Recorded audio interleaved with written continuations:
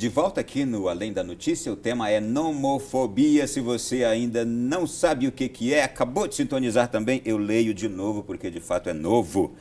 É uma fobia ou sensação de angústia que surge quando alguém se sente impossibilitado de se comunicar pelo celular, pelas redes sociais, sem internet. A pessoa ficou sem esses aparelhos tecnológicos, ela parece que está fora de si. E tem gente que fica fora de si, Fernando? Com certeza, com certeza. A gente até tinha falado da questão de você... Porque é muita informação num lugar só, né? Então, muita gente está conversando e a gente se esquece do mundo. Muitos acidentes, não sei se você já percebeu, o tanto que as pessoas andam na rua com celular, eles ficam fora de si. Uma coisa interessante que a gente, lá na agência, a gente trabalha, é o celular como controle remoto da vida. O que quer dizer isso? Tudo que você pode aplicar na sua vida de serviço é uma central. Então, por isso é um desespero. Quer dizer, antigamente, para resolver alguma coisa financeira, a gente ia ao banco. Hoje, é internet banking no celular com todas as funções, praticamente todas. A gente, para consultar uma multa, a gente usa o celular.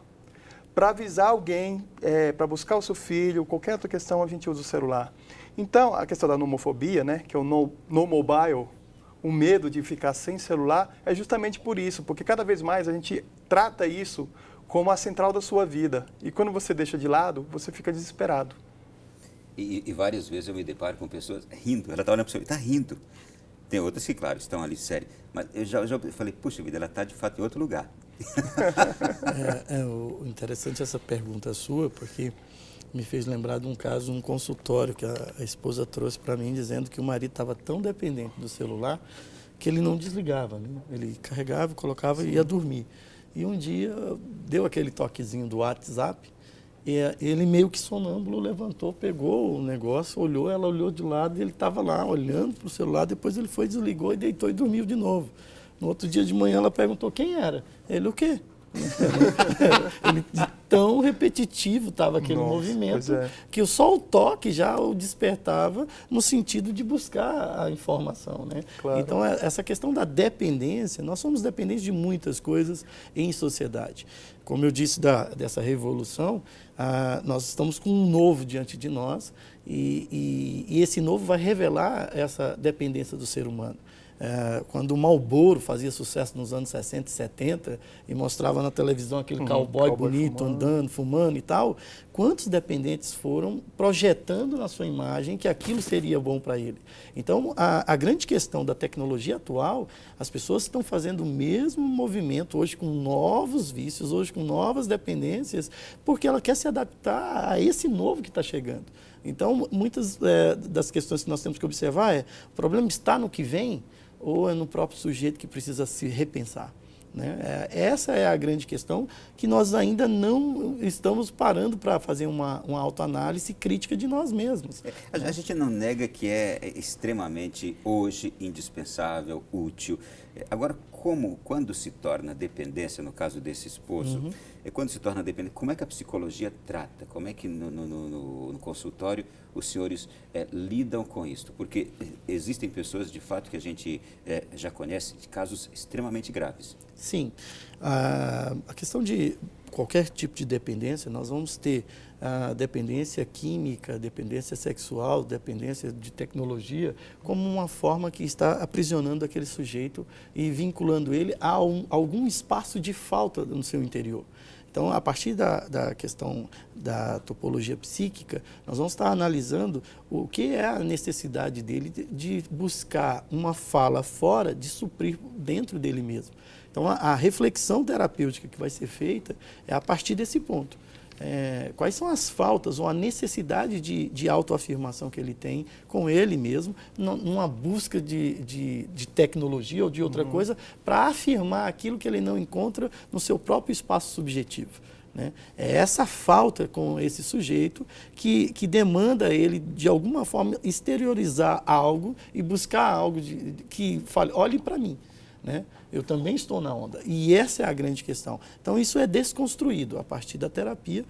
É uma questão de espaço de tempo subjetivo, porque cada sujeito tem o seu tempo, e a intenção da psicanálise em si é a questão de compreender esse sujeito e levá-lo a uma autopercepção, e não sugerir a ele, né? Então, as pontuações é uma provocação para que ele mesmo consiga fazer o primeiro software rodar direitinho, que é a sua mente, a sua percepção de si, né? Assim ele vai se compreender melhor e assim ele vai se adaptar àquilo que ele tem percebido que é uma dependência, né? Ele precisa enxergar em si aquilo. Ele precisa enxergar em si. Tudo bem. E isto afeta o ambiente de trabalho, né, Fernando? Perfeito, claro. Inclusive, eu já vi reportagens de comerciantes que, quando vão contratar alguém, já colocam como observação a regulamentação do uso das redes por parte da pessoa que ele está contratando. Perfeito. Porque muitos comerciantes reclamaram que o funcionário, o comerciário, ele não dá atenção devida ao trabalho, às pessoas que entram no ambiente. É um problema também, né? É um problema. Na verdade, são os dois lados, né? Porque na hora da contratação, eles utilizam as redes sociais para avaliar quem está contratando. Começa aí. Órgãos públicos, a grande parte deles, redes sociais são bloqueadas. No meu caso, como é agência de internet, não. Na verdade, é onde a gente trabalha. Então, depende muito do perfil do público, o produto, o serviço que está sendo entregue, pela dispersão e pelo perfil dos funcionários mesmo. Assim. Então, é difícil, numa entrevista, avaliar a maturidade da pessoa e a disciplina dela poder separar o tempo que fica na rede social e o tempo que fica trabalhando. Todavia, é algo que é importante ser muito bem delimitado, inclusive para educar e a partir do ambiente de trabalho? Na verdade, existem programas de gestão de conhecimento sobre isso também. Porque, muitas vezes, o que acontece? Por exemplo, se você for reclamar num DISC de alguma empresa, de uma operadora, operador de telefonia, de TV, um exemplo, é mais fácil você ser respondido nas redes sociais do que no telefone. Faça o teste. Então, existem sites centralizadores como Reclame Aqui, que faz essa intermediação entre os consumidores e as empresas. Então, fica muito complicado você ter uma rede de profissionais que trabalham para você e não tem conhecimento das plataformas. Então, depende muito do que está sendo entregue. Eu acho que a gente caminha para programas continuados de utilização e conhecimento das ferramentas de redes sociais e outras plataformas, porque é uma demanda de mercado todos conhecerem. Então, é um fluxo que é difícil de conter. Então, é melhor você investir em treinamento, em formação, do que você, como diz o professor Ronaldo, você tem que saber nadar aí também. A empresa tem que saber navegar também aí. Sim.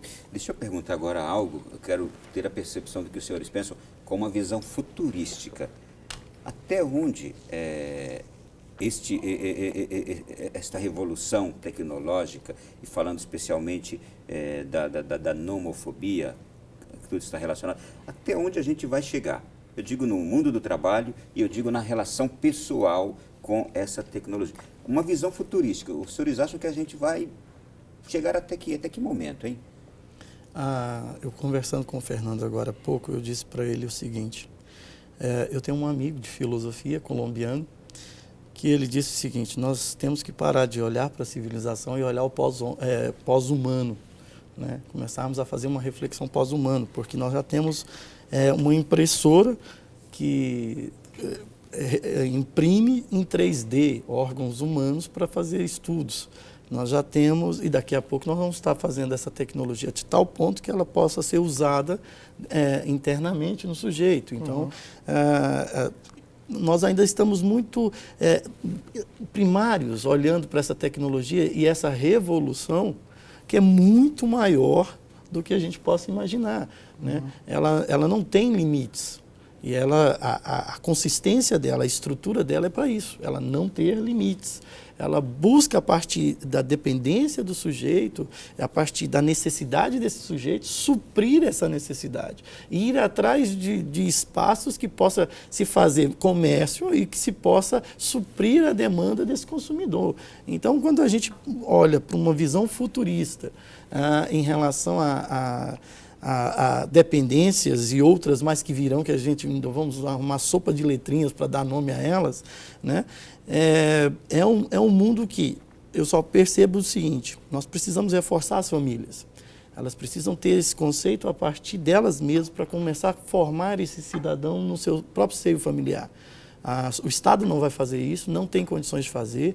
As escolas já vêm dando prova disso claramente, dizendo que nós estamos para educar, não para formar, né? E elas estão vendo o seu próprio limite, porque a estrutura da escola está da época da Revolução Industrial. 40 alunos para um suposto saber na frente da sala de aula. Então, quando nós percebemos esse quadro, a partir da base, nós começamos a olhar claramente que a família está sendo colocada de lado, sem dar o devido valor a ela, no sentido de capacitá-la, porque ela é o agente primeiro transformador desse sujeito que vai estar em sociedade, né? Se ele começa a navegar nessas ondas e a saber nadar nessas ondas, naturalmente ele vai disciplinar melhor, naturalmente ele vai ensinar melhor. Só que ainda nós estamos no Brasil engatinhando no pensamento lá atrás. Nós sempre estamos andando há 30 anos atrás dos Estados Unidos, atrás do Japão, da Europa. Nós não pensamos à frente. Nós hoje temos uma tecnologia que nos liga a todos os cantos do mundo. A ciência está disposta em todos os lugares, mas ainda aqui no Brasil nós temos ainda um pensamento coronel de centralizar a informação, de centralizar a educação e dizer, nós vamos caminhar assim.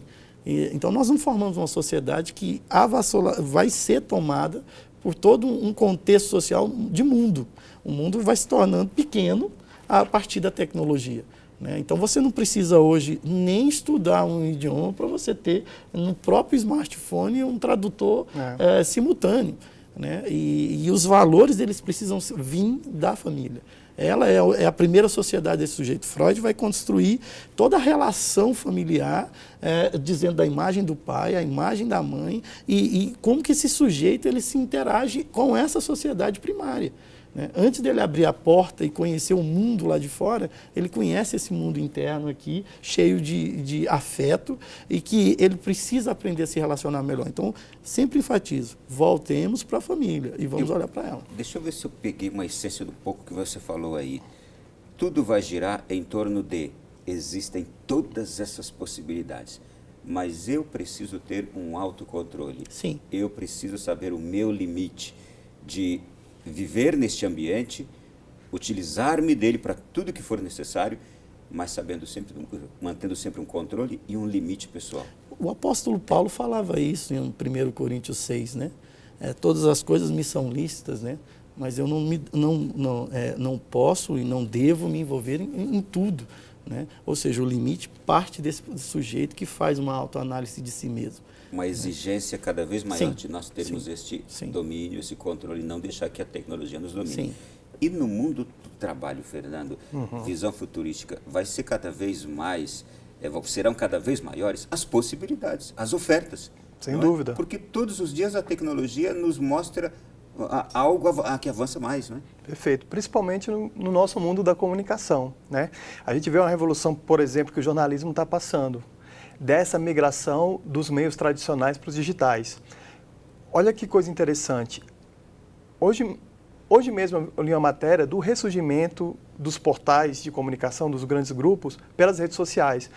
Por exemplo, o Facebook fez um plugin específico para trabalhar com os veículos que você consegue ler o início da matéria e o restante dela dentro da área do próprio Facebook, com a integração com os portais. Então, a gente sempre tem que lembrar que os grandes saltos tecnológicos, eles são promovidos por grandes multinacionais. Então, eles percebem as modificações e até estava falando com o professor Ronaldo da questão ética. Na verdade, existe a demanda de mercado.